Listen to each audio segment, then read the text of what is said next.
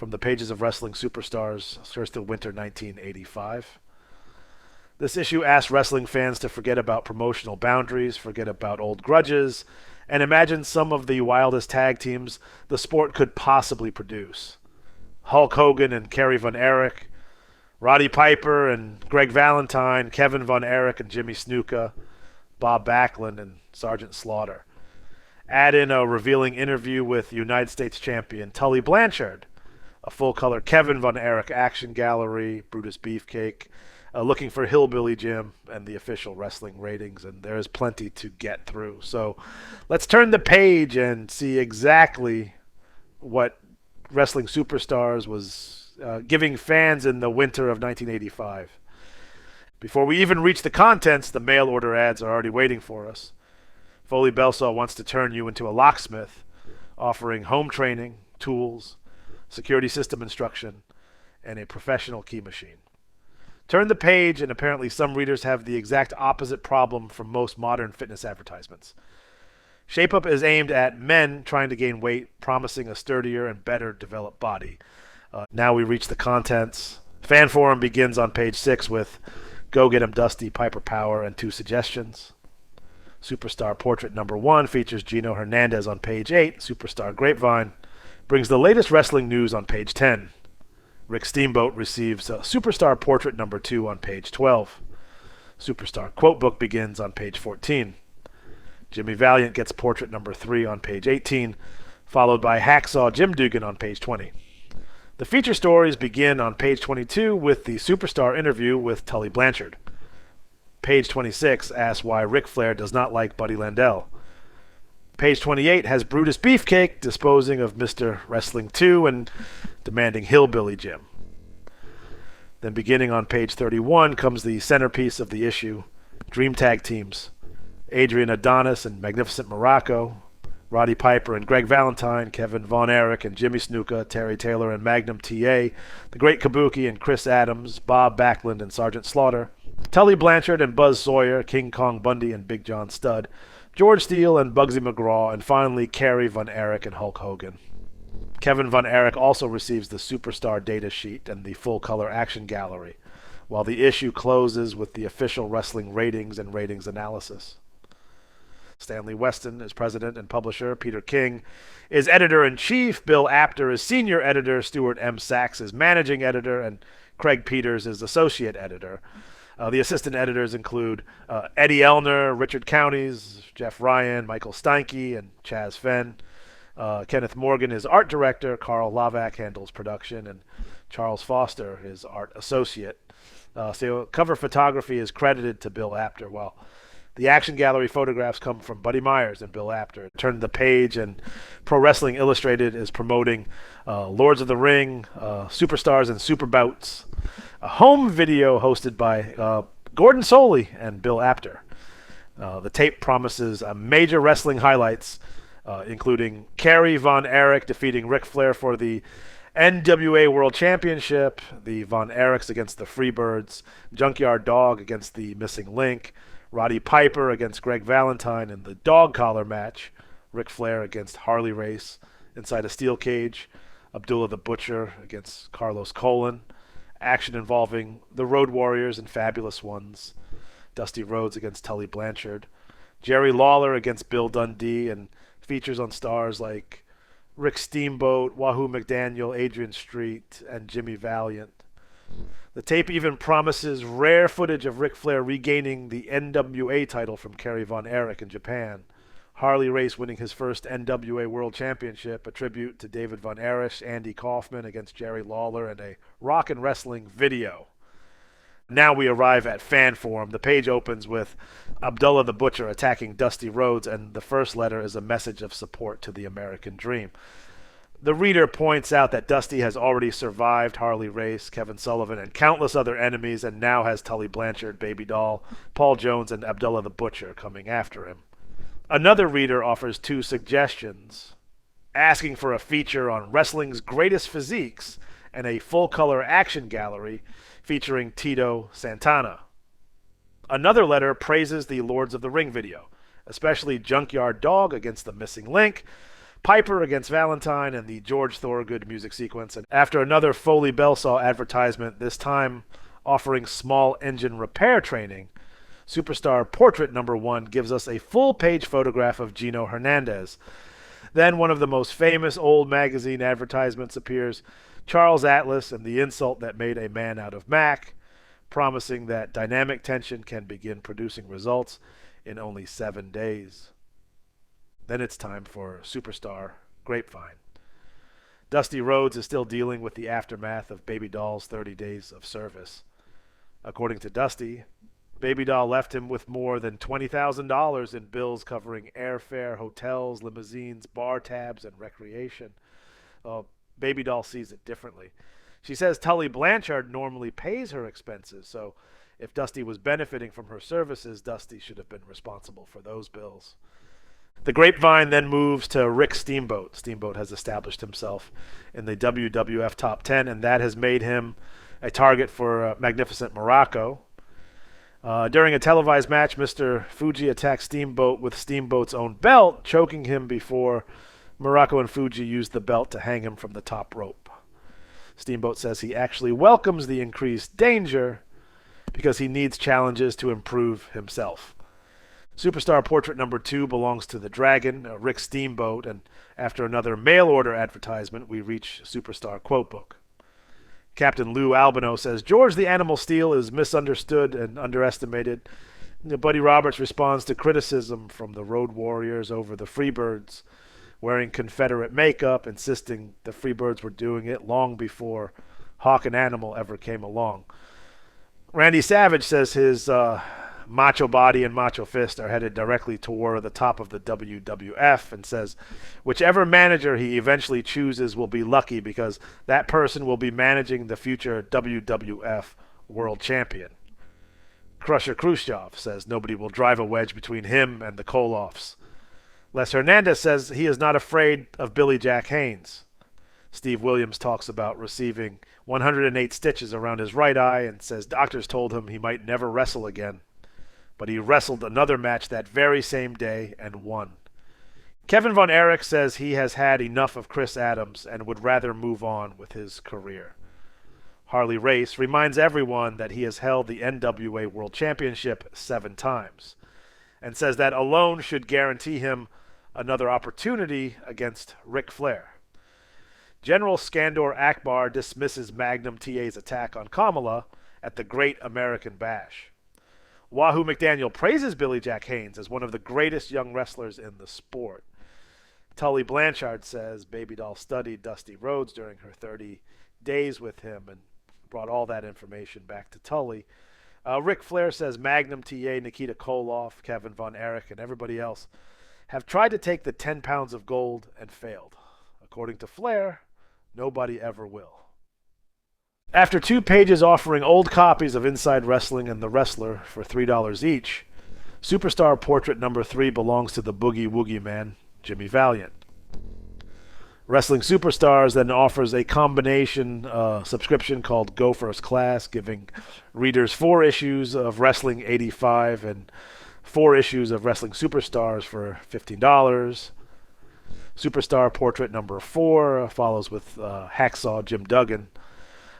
Turn the page and Sergeant Slaughter has his own merchandise shop. A Sergeant Slaughter t-shirt costs $10. A white satin jacket is $40. The camouflage hat is $8. A sports shirt is $15. A full color poster is $5. A button and bumper sticker package is $5. An 8x10 photograph is $2, and the giant foam hand costs $8. Now we reach the Superstar interview with Tully Blanchard. The article looks back at Tully entering the Mid-Atlantic area in early 1984 as the son of wrestler and promoter Joe Blanchard. At first, he received little attention outside Texas, but Tully promised to make people notice him. Now the magazine says he has become a major star, praised for his scientific ability and mastery of the Roplex, but also criticized for illegal tactics and Baby Doll's constant interference. And on July 21st in Charlotte, Tully defeated Magnum TA for the United States Championship after nearly 45 minutes of wrestling. The victory was controversial because ringside observers claim Baby Doll passed Tully a foreign object. possibly a roll of coins, shortly before the finish. Tully is not interested in hearing any of it. Asked why he has avoided the press, Blanchard says he is tired of being misrepresented and especially tired of the Super Brat nickname. When asked what Baby Doll handed him during the Magnum TA match, Tully denies everything and claims Baby Doll was simply holding his hand and giving him emotional support. He says nobody can prove he used a foreign object and insists that the accusations are jealousy. Tully declares himself the ultimate wrestler and says, "You simply cannot get better than Tully Blanchard." Naturally, the conversation moves to Ric Flair. Tully says Flair has been running from him for more than a year and remembers punching Flair on television without receiving the championship match he wanted. Dusty Rhodes comes next. Tully says he would rather not give Dusty a title match, although he admits Rhodes is a major box office attraction. Tully mocks Dusty's brawling style and says wrestling the American dream is more about bleeding and fighting than actual wrestling. When asked why he agrees to specialty matches with Dusty if he hates that style so much, Tully gives a simple explanation. Politics. Before moving on, Pro Wrestling Illustrated gives readers another chance to spend money. A Crimson PWI t-shirt is $7. The matching cap is $7. The Sky Flyer flying disc is $5. A bumper sticker is $2. And a button is $1. Or you can buy the deluxe Superfan package for $19.95. Now, Buddy Landell wants to know one thing. Why doesn't Ric Flair like me? Landell has started calling himself the Nature Boy, the same nickname used by Ric Flair. He claims his figure 4 is better than Flair's and is trying to copy Flair's playboy lifestyle. Writer Craig Peters immediately notices some differences. When Peters previously interviewed Ric Flair, Flair picked him up in a chauffeured stretch limousine equipped with a television, cassette stereo, and bar. Buddy Landell arrives in a leased car with J.J. Dillon and travel bags filling the floor. Landell takes Peters to an Italian restaurant where the parking lot is packed. They have to wait for a table, and when they finally get seated, they wind up next to the kitchen. The comparison is not exactly helping Buddy's argument, and then comes Brutus Beefcake. Disposes of Mr. Wrestling 2, I Want Hillbilly Jim. Ready or not, the story presents the match as an experience against aggression.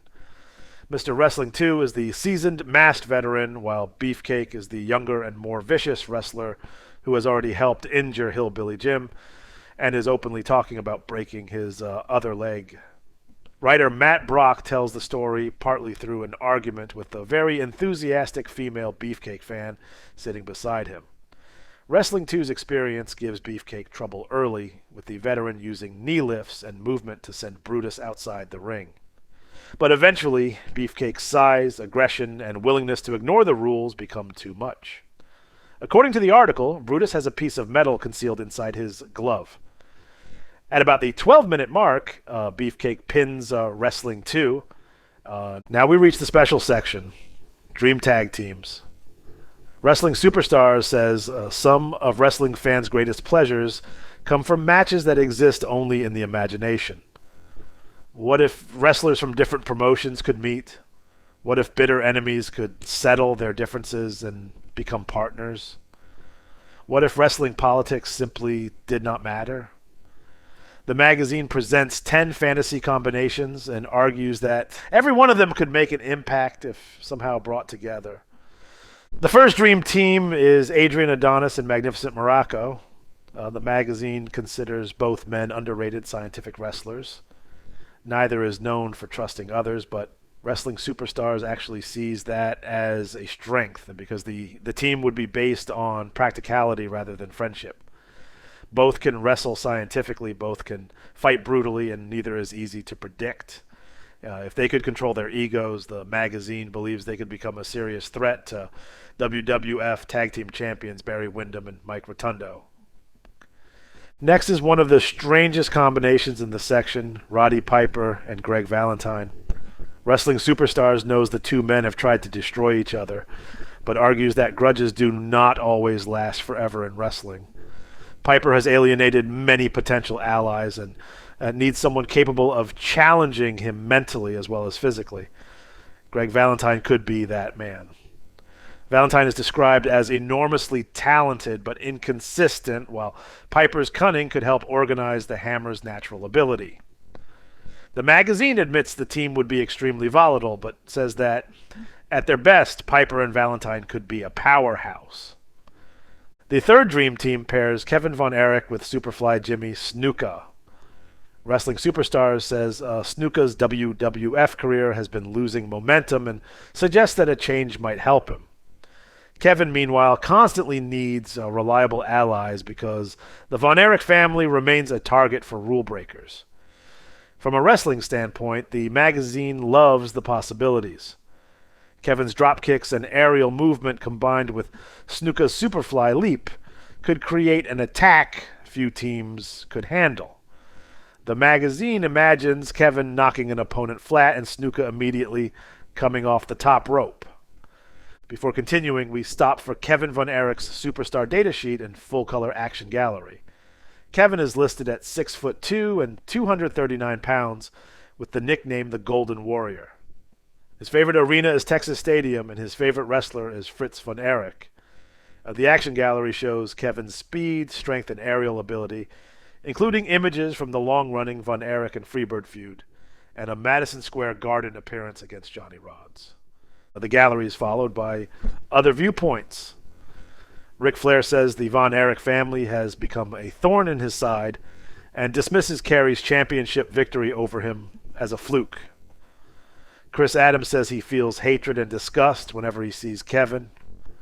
Brian Adidas takes the opposite position and calls Kevin one of the greatest men in professional wrestling, praising his athletic ability and treatment of the fans.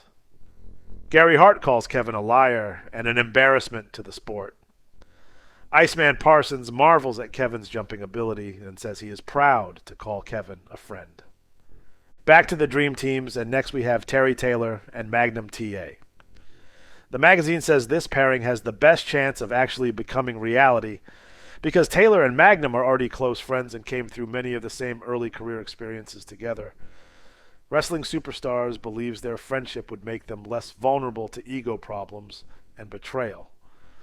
With Magnum no longer holding the United States Championship and the Taylor becoming more active in the World Championship area, the NWA World Tag Team Championship could eventually become a target. But the magazine warns that neither man should abandon singles wrestling because both are still chasing Ric Flair. The Great Kabuki and Chris Adams are next. At the moment, they are enemies, but Wrestling Superstars believes they have more in common than either wants to admit. Both men are portrayed as increasingly paranoid and angry after feeling betrayed by the people around them. Adams has lost friends, fan support, and his relationship with Gary Hart, while Kabuki has his own history of isolation and mistrust. Then there is their martial arts background. Adams brings greater scientific wrestling skill, while Kabuki brings relentless aggression. The magazine suggests that if they could redirect their anger toward common enemies, especially Gary Hart, the two could become a devastating combination. Next comes Bob Backlund and Sergeant Slaughter. Both men are working under the Pro Wrestling USA banner. Both are associated with American pride, and both possess tremendous scientific wrestling ability. The problem is their history. The magazine remembers Slaughter tearing open Backlund's back with his riding crop, and Arnold Scaland using a steel chair to break up Slaughter's Cobra Clutch. When the Sarge was close to winning the WWF Championship, Wrestling Superstars says bitter memories remain, but if Backlund and Slaughter could somehow reconcile, they could become one of the greatest tag teams in wrestling history. The next pairing is Tully Blanchard and Buzz Sawyer. The magazine calls both men underrated and says their reputations often overshadow their actual wrestling ability. Buzz Sawyer is praised as one of wrestling's premier suplex specialists, while Tully has developed the Roplex into one of his signature weapons. The common denominator is toughness. Wrestling Superstars says neither man backs away from a fight, and there's even mutual respect between them. The biggest obstacle might be Buzz Sawyer's brother Brett, who does not want Buzz falling under the influence of someone with Tully Blanchard's reputation. Now we get enormous King Kong Bundy and Big John Studd. Wrestling Superstars remembers Bundy teaming with Crusher Blackwell in the AWA and says it may be time for another gigantic combination. Studd has repeatedly failed to capture Hulk Hogan's championship and remains caught in his problems with Andre the Giant. With Ken Patera no longer available as his partner, the magazine believes Studd needs a new direction. King Kong Bundy might be that direction. If Jimmy Hart and Bobby Heenan could somehow agree to work together, the magazine believes Bundy and Studd could become a nightmare for the entire WWF tag team division. Next is George the Animal Steele and Bugsy McGraw. The magazine flashes back to an earlier era when both men were among the most unpredictable rule breakers in the old Worldwide Wrestling Federation. They fought, bit, clawed, threw furniture, and sometimes even attacked their own managers. By 1985, both men have changed, with Bugsy McGraw becoming a popular fan favorite in Florida, and Captain Lou Albano attempting to guide George Steele through his own transformation. Wrestling Superstars believes their biggest strength would still be unpredictability. How do you create a strategy for two men who may not even know what they're going to do next? And then we reach what Wrestling Superstars calls the ultimate dream team. Kerry, Von Erich, and Hulk Hogan. The magazine says one of the biggest debates in wrestling is over which man is more popular, Kerry or Hogan. According to Wrestling Superstars, these are the two most popular wrestlers in the United States. The magazine imagines what would happen if Hogan and Kerry could join forces for even one match, with the Road Warriors mentioned as possible opponents. It also acknowledges how unlikely the team is because Kerry is tied closely to world class while Hogan belongs to the WWF. From a wrestling standpoint, though, the magazine believes each could improve the other. Kerry could help Hogan sharpen his scientific wrestling, while Hogan could help Kerry psychologically by teaching him to maintain the same confidence and force of will that has made Hulk so successful. The article ends by saying a main event featuring Hogan and Kerry together would make WrestleMania seem like a small charity softball game. Fanform returns with a reader criticizing Pro Wrestling USA for promising stars from both the NWA and AWA, but becoming too focused on the AWA. Another reader thanks Wrestling Superstars for continuing to feature Roddy Piper and says she will keep buying the magazine as long as Piper appears in every issue. The magazine also advertises 2 Supercolor specials for $3 each. The next page previews other Victory Sports magazines with stories involving Hulk Hogan, Mr. Fuji, the Rock and Roll Express, the Russian Team, the Great Kabuki, Chris Adams, Magnum TA, Ric Flair, Ronnie Garvin, Jimmy Garvin, Lou Thez, Randy Savage, Rick Steamboat, Tito Santana, Jim Cornette, the Freebirds, the Road Warriors, Jake Roberts, and the $1 Million Man. And then comes another enormous back issue advertisement, followed by one of the strangest offers in the entire magazine. For $19.95, photozines will take your color photograph and place you on the cover of Pro Wrestling Illustrated, then mount the fake cover inside a lucite frame. Additional copies cost $14.95. Fan Forum continues with a letter titled McMahon's Gone Too Far. The reader says Cyndi Lauper's original involvement helped bring new attention to wrestling and contributed to WrestleMania, but he believes the Rock and Wrestling connection has now gone too far. He complains about wrestlers appearing in Lauper's videos and worries that the WWF could become an MTV substitute instead of a wrestling promotion. He also criticizes Hulk Hogan for appearing on television programs and says Hogan needs to decide whether he wants to be an actor or a champion wrestler.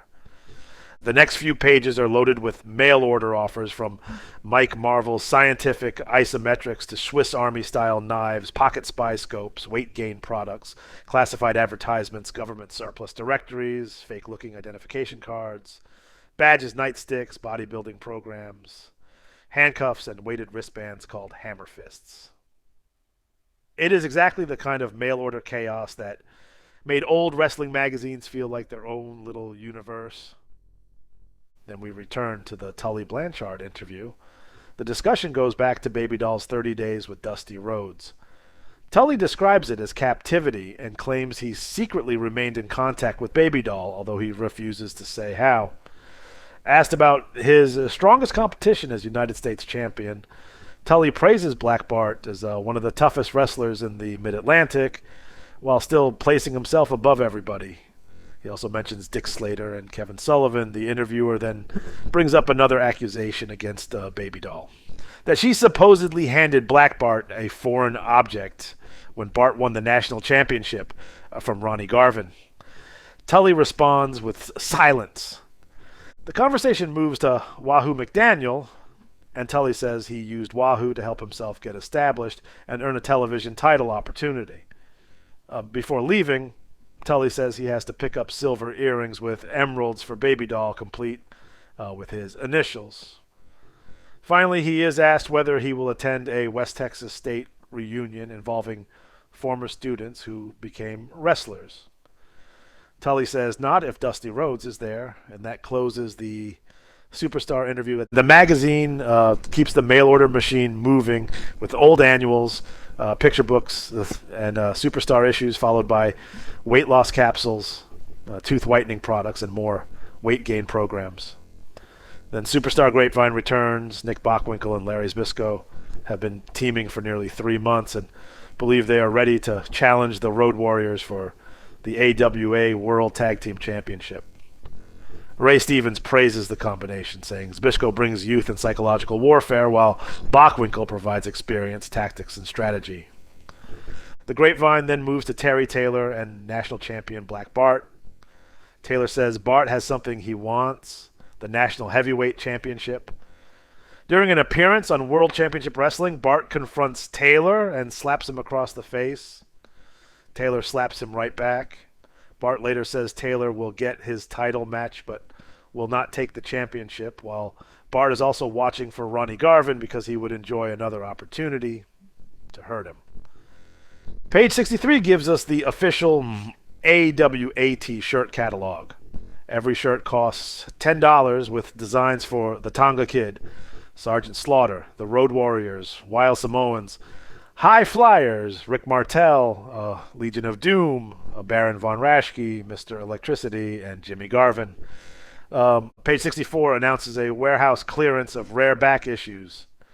These older magazines are $5 each, or 5 issues for $20, with the warning that some copies are not in perfect condition and all sales are final. The Buddy Landell story also resumes here. Landell complains that he has been overlooked despite already wrestling Magnum TA for the United States title and Ric Flair for the NWA World Championship, but he says he weakened Magnum before Tully Blanchard won the title, then says Flair is finished, calls himself the Nature Boy of the 1980s, claims to have a better figure 4, and says his management is superior. When asked whether Flair might be irritated because Buddy is openly copying his lifestyle, Landell says imitation is the sincerest form of flattery. According to Buddy, Flair should be honored that a young lion has chosen him as a role model. The writer remains unconvinced and concludes that Landell does not understand the Ric Flair lifestyle, at least outside the ring. After a few more matches with Flair, he suspects Buddy may reconsider his claim to the Nature Boy legacy. Then Wrestling Superstars offers what it calls Wrestling's Greatest Subscription Deal, 12 issues of Inside Wrestling and 12 issues of The Wrestler for $27. And now we reach the official wrestling ratings. The magazine explains that the rankings are based on recent wins and losses, quality of opposition, and inherent skill. Number 1 overall is Ric Flair. Hulk Hogan is number 2. Rick Martel is 3. Dusty Rhodes is 4. Magnum TA is 5. Kerry Von Erich is 6. Rick Steamboat is 7. Nikita Koloff is 8. Sergeant Slaughter is 9. Kevin Von Erich rounds out the top 10. In the tag team rankings, the Road Warriors remain number 1. Rick Morton and Robert Gibson are 2nd. Barry Windham and Mike Rotundo are 3rd. The $1 Million Man and Steve Williams are 4th. Chris Adams and Gino Hernandez are 5th. Ole and Arn Anderson are 6th. Wahoo McDaniel and Billy Jack Haynes are 7th. Michael Hayes and Terry Gordy are 8th. Nikolai Volkov and the Iron Sheik are 9th. And Dennis Condrey and Bobby Eaton are 10th. Ric Flair is listed as NWA World Champion, with Tully Blanchard ranked as his number one challenger, followed by Dusty Rhodes, Black Bart, Rick Rude, and Nikita Koloff. Rick Martel is the AWA World Champion, with Sergeant Slaughter ranked first behind him, followed by Michael Hayes, Larry Zbyszko, and Nick Bockwinkel. Hulk Hogan is WWF World Champion. Tito Santana is ranked number one in the WWF, followed by Magnificent Morocco, Rick Steamboat, Paul Orndorff, Randy Savage, Greg Valentine, Roddy Piper, Big John Studd, King Kong Bundy, and Brutus Beefcake.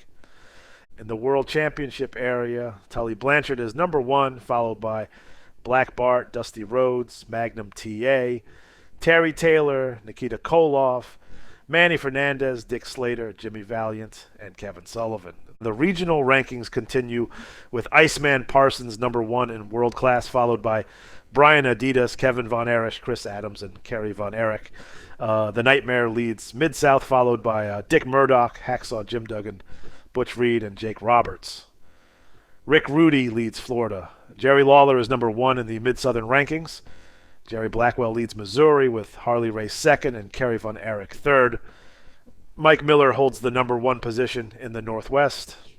The most popular list has Hulk Hogan at number one, Magnum TA second, Kerry Von Erich third, Dusty Rhodes fourth, Rick Martel fifth, Kevin Von Erich sixth, Sergeant Slaughter seventh, Tito Santana eighth, Wahoo McDaniel ninth, and Terry Taylor 10th.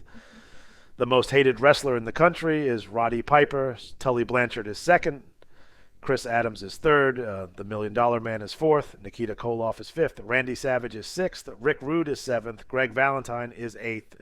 Gino Hernandez is ninth. Kevin Sullivan is 10th. The final wrestling feature is ratings analysis. This issue marks the 12th consecutive month that the Road Warriors have been ranked as the number one tag team in professional wrestling. Bill Apter explains that the ratings committee had considered dropping Hawk and Animal behind the Russian team because the Warriors had been defending against many of the same opponents. Then the Rock and Roll Express defeated the Russians for the NWA World Tag Team Championship, changing the entire situation. The Russians fall completely out of the top 10, while the Road Warriors continue defending successfully around the country and in Japan. Paul Ellering says Hawk and Animal are preparing to go to Florida and defend against Stan Hansen and Bruiser Brody. Ratings analysis also looks at Jack Hart in Florida. Hart once built an incredible record of 0 wins and 131 losses before finally getting his first victory.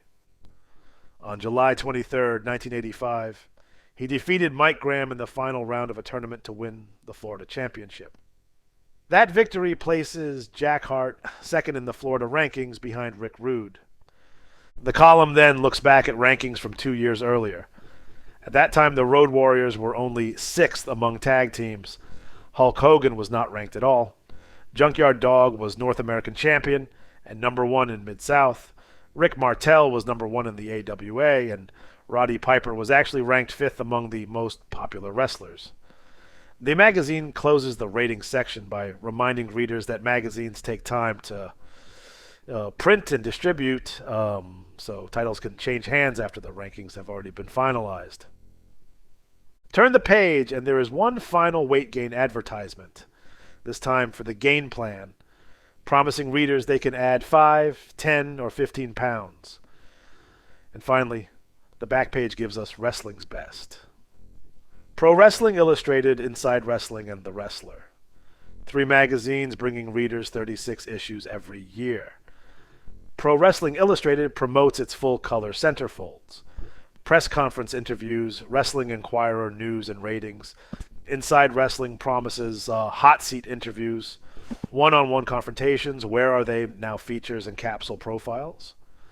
The Wrestler offers correspondence reports, thumbs up and thumbs down, interviews, introducing features, You Asked Us and Beyond the Squared Circle.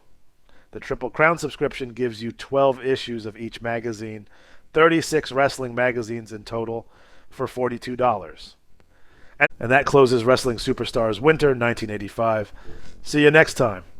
Farewell from the Empire State.